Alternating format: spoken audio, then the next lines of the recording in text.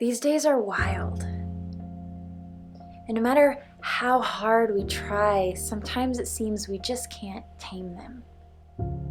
Oh, we seek for what is holy and we strive for what is good, but sometimes the pictures that we capture, they don't fit the frame like we thought they would.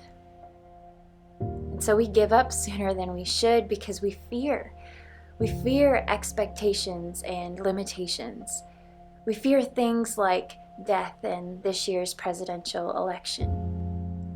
We fear change, commitment, being alone, or being lost in the crowd. But the wild has us fearing all of the wrong things.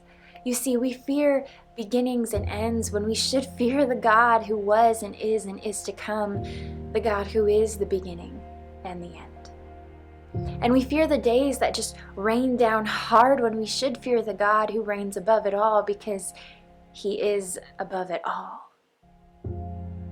Father, come and meet us in the wild, in the scary and uncertain places, in the places where families are tired because kids can't control their emotions and parents can't control their kids, and people like me and maybe some like them who just can't seem to control anything. And meet us when the papers are signed ending decades of life built together. And meet us when papers are signed to give a child away. Meet us when a coffin is closed and a job is lost, when a family member is frail or behind bars in jail. Jesus, this world is wild and broken and in desperate need of being fed. This is why Jesus broke the bread. This is why God said, I will dwell among them.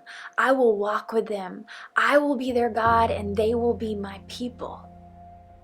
His people. People like you and people like me. You see, we have this promise, so let us not run with the wild, afraid of life, but rather let us run wild to be the light because Christ dwells in us. Christ dwells in us so we can give to the child who doesn't just need to be clothed, but who needs to be loved. Christ dwells in us so we can give hope to the adults who are really just children inside, who need to know that their worst days do not define them. God does. So may we sing a new song, because the wild tricks of the enemy has no place when we commune with the light of the world.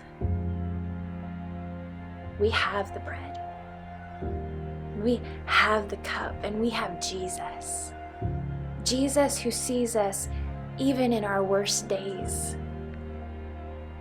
And yet, He fills us and renews us with wonder. He strengthens us with forgiveness, and He replenishes us with new life so that we can live above and beyond all that is wild.